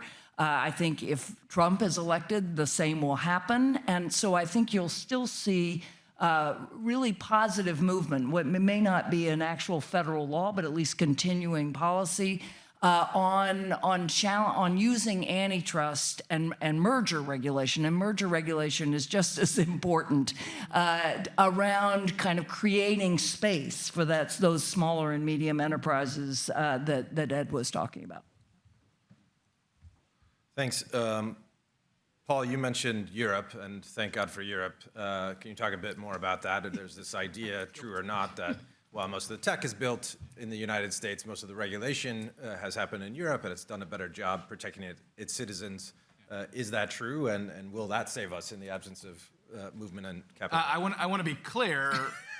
There's a law in Europe that someone in this room really loves, and there's a law in Europe that someone in this room really hates. I mean, one thing you can say for Europe is they're not shy about regulating in this space. They're not reticent to put the resources to enforcing their laws. And I don't know a scholar out there who's an expert in the GDPR, the AI Act, the DMA, and the DSA, and that's just the four kind of biggest implementers in our space. I do actually often hold out hope that there will be knock-on effects and collateral benefits that come to American citizens thanks to what the regulators and the laws in Europe say. I mean, for one reason, I can't believe no one has mentioned Voldemort yet, which is we have a weaponized First Amendment in this country, which is getting in the way of kind of really modest and sensible laws through trade associations like NetChoice and judges who are sympathetic to these arguments, including probably 5 or 6 on the Supreme Court. And so, in a sense, even if we get these mythical laws that we all, would love to see, I'd love to see a deepfakes law, and I feel like there's a little political consensus around the risks and harms there. I'm worried that all those laws are enjoined the day they're put into effect. And so that's the other reason we have to rely on Europe, because I'm not anti-speech. I love the First Amendment, but at the same time, Europe has a different balance with kind of privacy protection, consumer protection, harm versus the rights of speakers. Did you want to take that? Just one. I'm with you, and I'm actually always struck now when I go on. I get onto a website in the U.S. and I now get to choose, about cookies. That was originally only in Europe, and it's quickly expanded. I'm not sure that's a popular example. I understand, but I like it, and I actually click on it. But the one thing I will say is, Meta is already not deploying AI in Europe. The more Europe regulates without any domestic industry, the less credible it is, and it is going to have to strike a different balance to be able to build exactly that tech industry that I think will have to be around small and medium enterprise, because that's just the way Europe works. They don't lack the technologists. Half the technologists in Silicon Valley, not half, but a lot of the top ones are coming from European institutions. France has made some headway. France and Germany together are doing interesting things with AI and health data it is possible, but Europe's going to have to also find a balance that allows a domestic industry to develop. Well, this is mostly a quick follow-up, but mostly an invitation to the audience or my co-panelists. But 6 months ago, I was told that Mistral, the large language model company out of France, is changing the conversation in calculus. If you believe that all this European regulation is just trade war, dressed up, now we get to test it because there's a lot of money, a lot of venture capital, and a lot of pride in what the French are able to do through that company. I don't know if that's still true 6 months later, but that's the story I heard. So. Yeah, but Mistral also they did a big partnership either with Google or Microsoft or both or something, and so, the sort of AI sovereignty that I think a lot of individual countries in the EU and other places beyond the U.S. are trying to assert, I think it's a little complicated when you have these deals that are not M&A, that are not mergers and acquisitions, right? But are huge exchange partnerships of compute and data, et cetera. Yeah. And the British are still ahead with the AI Safety Institute. They are leaders. If we still count Britain as part of Europe, which I do. Controversial. I'm looking now to questions from the audience, but also this was a framing question from our hosts. Let's talk Chevron deference. Anyone that wants to take that? In the wake of the Supreme Court decision, most believe that federal agencies are now going to see much closer scrutiny of their activities, possibly more frequent legal challenges, battles in terms of interpreting their mandates. Given the deep pockets and legions of lawyers in the tech world, how concerned should we be about this when it comes to tech policy? Yeah, I'm happy to jump in. Let me start with two asides, but I'll be very quick. One is, I'm sorry, Ed. 18 years ago, you sent me an email and you said, oh, my center wants to focus on the Administrative Procedures Act. I don't know if you remember this. I don't. And I wrote you back and I What said, did I say? I was like a baby lawyer at the time, and I wrote you back and I said, oh, I don't know anyone who does that. I think I was just predicting by 18 years that it would become irrelevant. Number two, one thing that's a theme, I think, of this panel, and I only want to claim it for myself, I'm actually much more interested and worried about institutions and governance than I am about substance at this stage of my career. And so this is kind of an institutions question, right? So Congress, which we've already said has no appetite or means to fix any of this, and now the Supreme Court has basically said 50 plus years of believing in the expertise and the necessity of expert administrative agencies has now seemingly been thrown away, not only through Loper Bright, which is what reversed Chevron deference, but look at other cases, if you're not following this closely, like Corner Post and Jarkissi. This is kind of a way to, there's the major questions doctrine, which has been around for a few years. Every one of these kind of points in the same direction, which is we don't trust these agencies to be expert.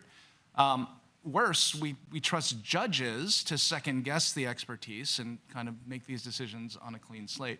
Now, there is hope, but it's kind of fading, right? So I have hope that the Federal Trade Commission, for example, which has a very broad authority, will someday win an argument that says it wasn't ambiguous at all. Congress, a long time ago, gave us a lot of power, and we're exercising that power. Hope springs eternal. Congress could write new statutes that say, you're allowed to make judgments, and the courts must defer to them. We don't know yet what the Supreme Court would say about that, but the door's not closed on that. So I think there's possibility. Let me end with a more negative note. I saw an FCC warrior lawyer 48 hours ago, and he said every single action the FCC has taken is being challenged all over the country right now. So that agency in particular is under siege because of these decisions, and will probably get nothing productive done even if Harris wins, because of the new hurdles that are in their way. So let me speak to this from the standpoint of someone who now sits at one of those medium-sized companies, which doesn't have an endless sea of money or an army of lawyers.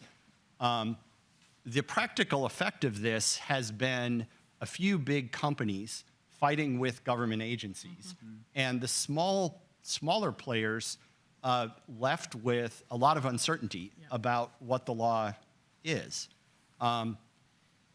Now, in some cases, it's a different kind of uncertainty than we had before, where we had agency heads who were not willing to clarify what they thought the law was in a way that would give companies, small, medium companies, a clear path to compliance. Now there's a different kind of uncertainty where everyone wonders what judges will say and where this will all land. But uncertainty is not helpful if you are a good faith party who wants to be able to focus on actually creating value for your customers. So I'd like to take this question, Zach, thank you for it, from another angle by linking together some of what Ed and Paul said about sort of talent and technologists. So the Chevron decision, I think we find challenging in part if we approach it with a very traditional perspective on expertise. So the thing that makes us worried or nervous is we imagine that there are environmental scientists at the EPA or leading AI scientists at the FTC that are going to now have their authority and expertise questioned, and it'll be left to courts and other kind of decision-making bodies. And I think that might be one of the outcomes. That said, I think given what Paul said, which I agreed with about kind of trying to reimagine what it means to be a technologist and what is the skill set? Is it the, I'm looking at my colleague Brian Jefferson, almost cybernetic command and control of code, or is it a more interpretive kind of strategic skill set? And I think if we think it's the latter, it's maybe a good nudge for agencies to kind of think as they're being tasked with creating chief AI officers, et cetera, what is the right skill set for that job?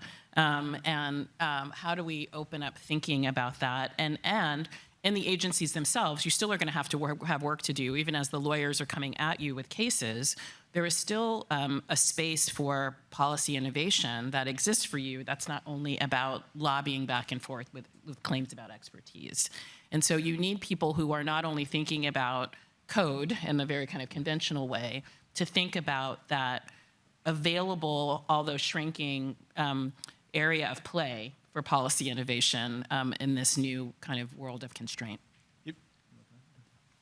I'd like to jump in here, actually, because I want to react to something, actually, that Paul said earlier that Alondra also brought up, and that is kind of what is it that computer scientists do?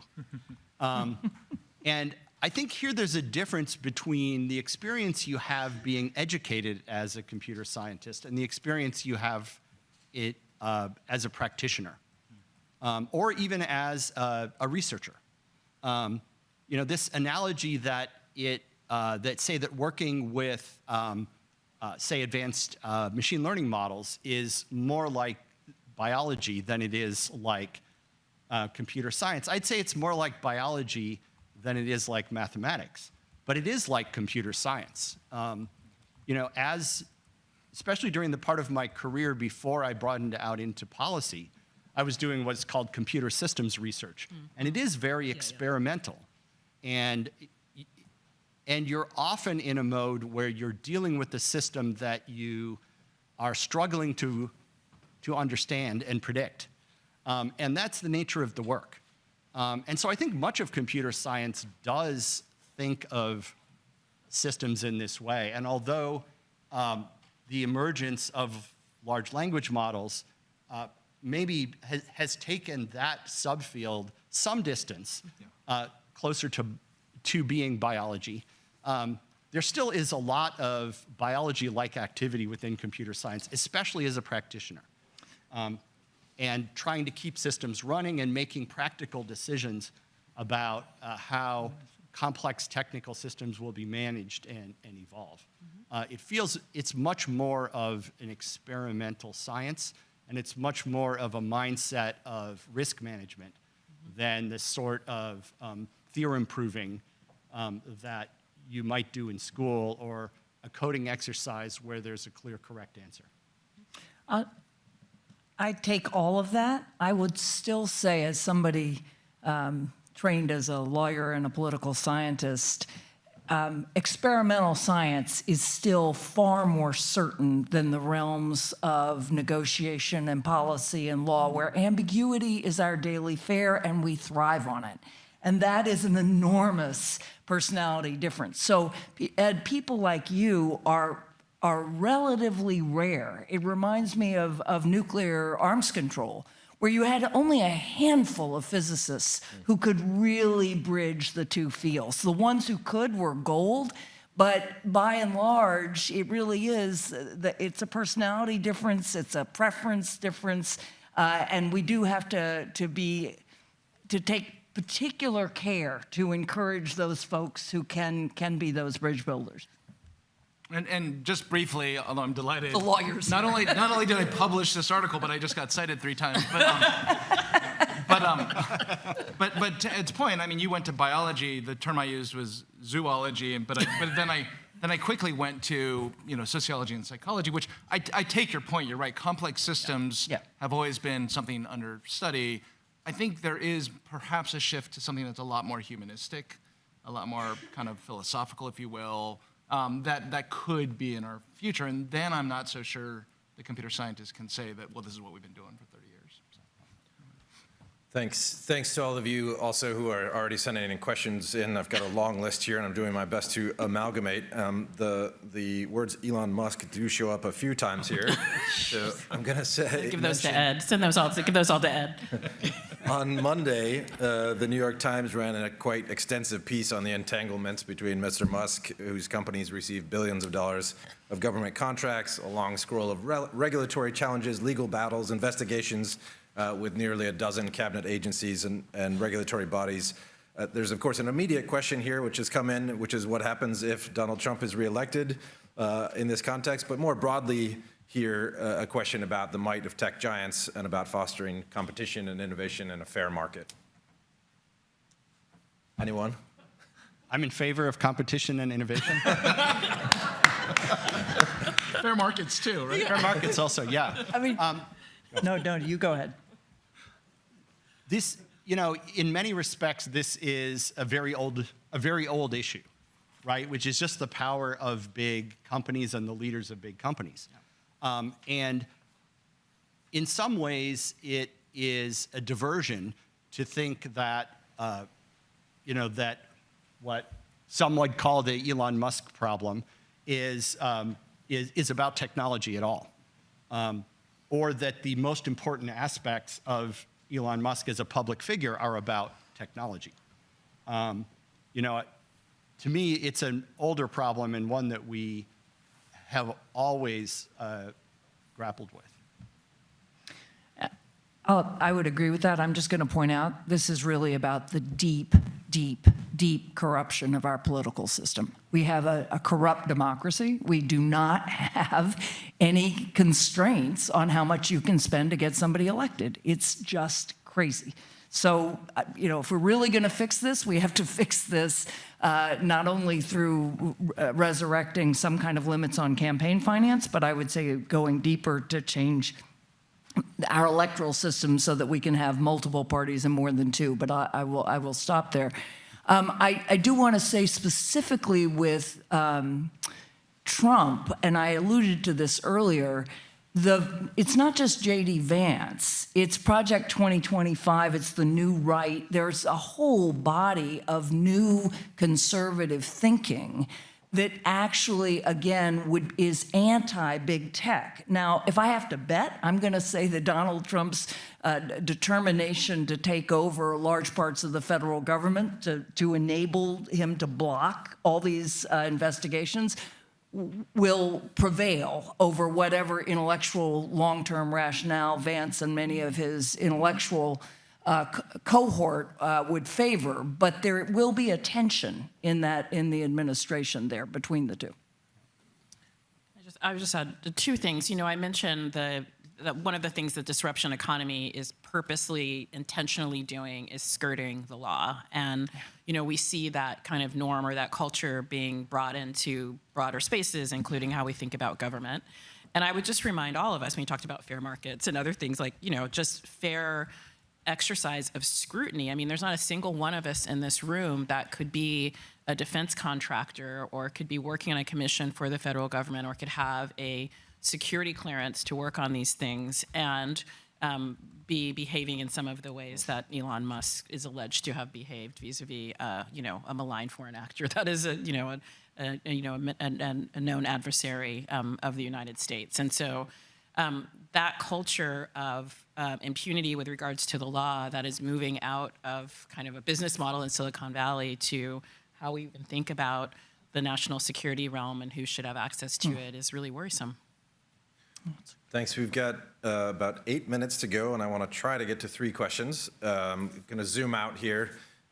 We know that there's a race to be a sort of world leader in AI development, and that the incentive structures, not just for companies, but for states, are in many ways totally at odds with the development of safe and responsible AI tech. Is there a way to overcome this, a path to some kind of cooperation? I'm thinking here among the world's biggest players, thinking of a pretty frosty relationship now and for the foreseeable future between the United States and China, or is this kind of dangerous race inevitable? Yeah. So I will start by agreeing with Alondra that the kind of China card blocks an awful lot in Washington because effectively it's you cannot hamstring us in our competition with China. We're ahead on AI. If Chinese AI takes over, that is, the ultimate authoritarian set of weapons. I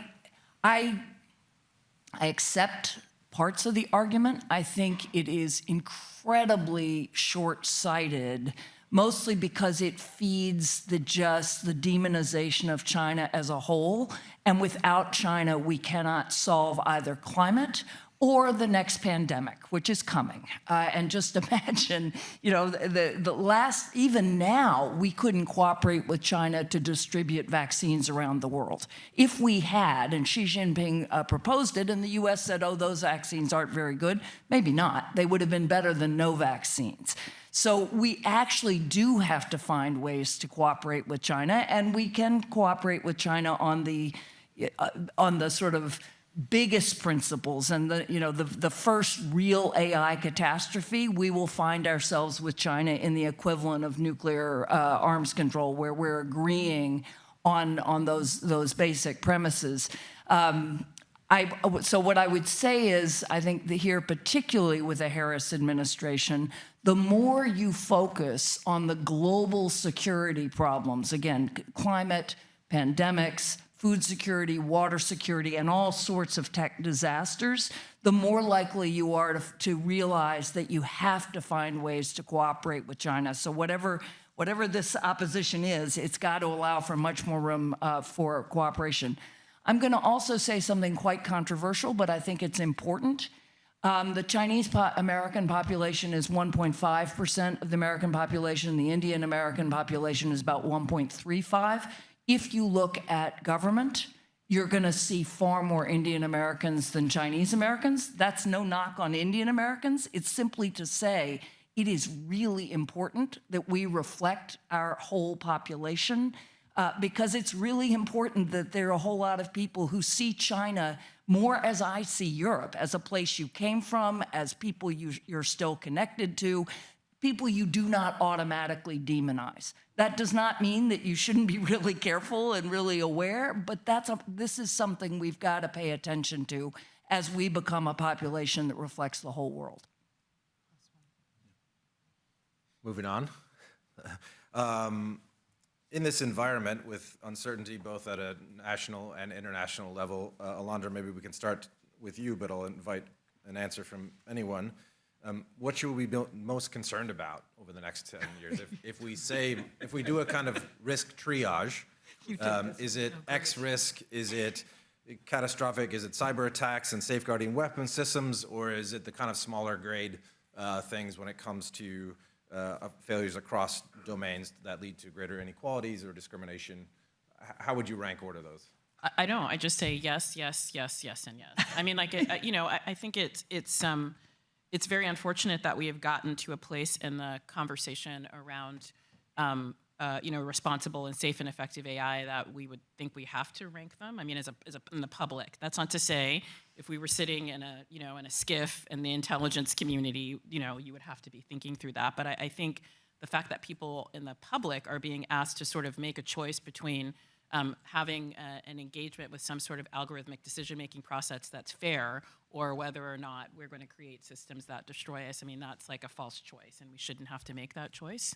I think there's also somebody, one of my brilliant colleagues on the stage here mentioned, maybe it was Ed, that often our science and technology colleagues are not so adept at policymaking, and that is borne out, I think, in some of the discourse around the dangers of these technologies, and it also, I think, is borne out with a lack of appreciation, I think, for the fact that there are literally people, God bless them, who work in Washington, and their job every day is like, they wake up and they're like, someone's trying to kill us. What are we going to do about it? Like, there's literally an entire apparatus whose job that is.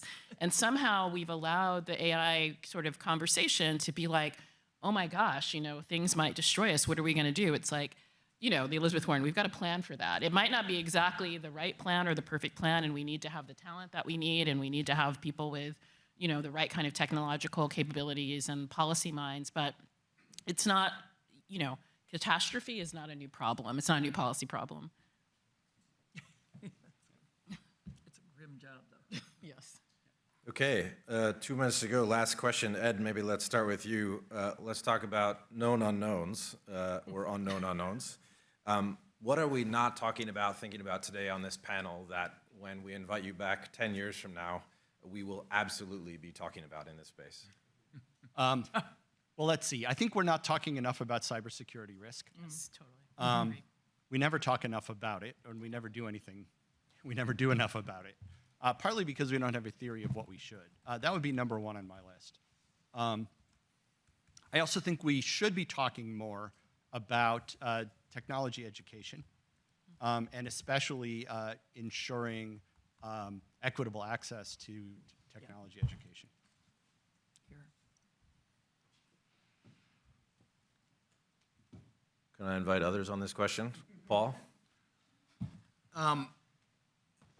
So I'm going to instead ignore your question and think about, since it's my last opportunity to speak, think about a couple of themes I was hoping to raise that Sure. kind of found their way in. So, and this is getting at your question a little bit. I think I am kind of done and tired with the idea that, this is resonant with my opening remarks, that there's a small class of people who create technology and the rest of us have to respond to it. Yes.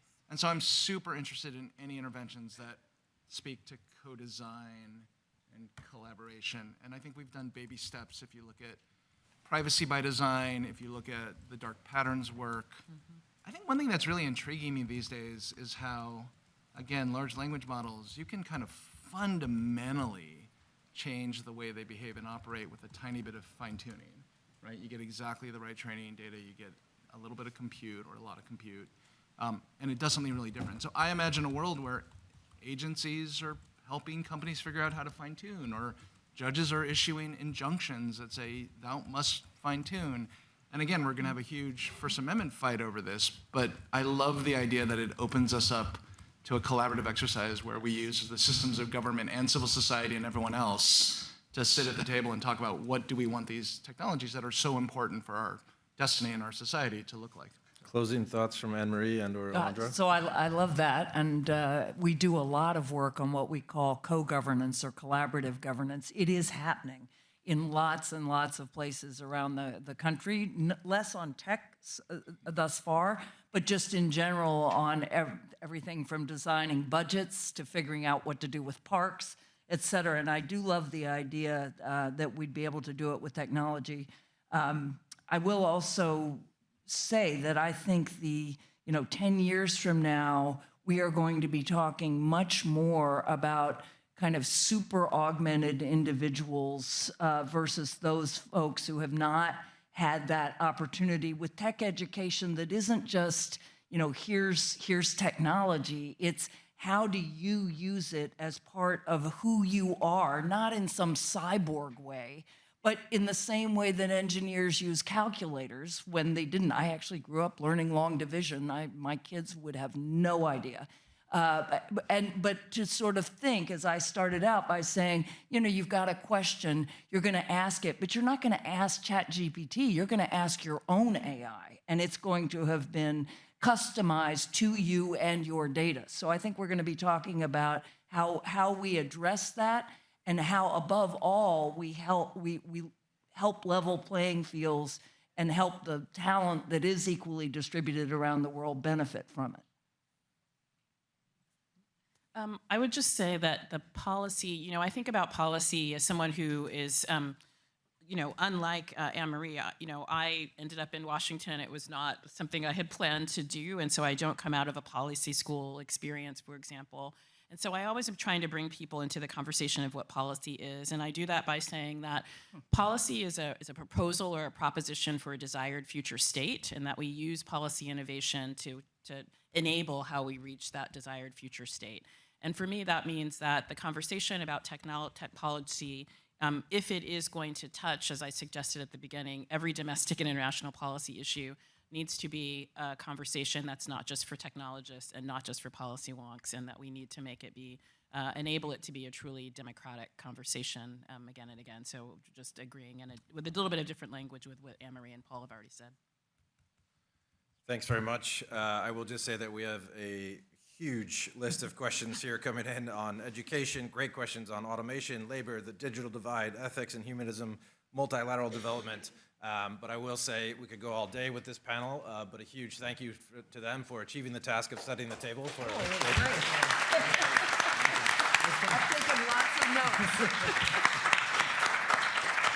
So huge thanks to them and to you, and I think we have now a 20-minute break for coffee. Is that right, Arvind? Good, thanks everyone. We'll see you back here in 15, 20 minutes. Thanks. Look, I live here. Oh, that's right, that's right. But I am heading home to my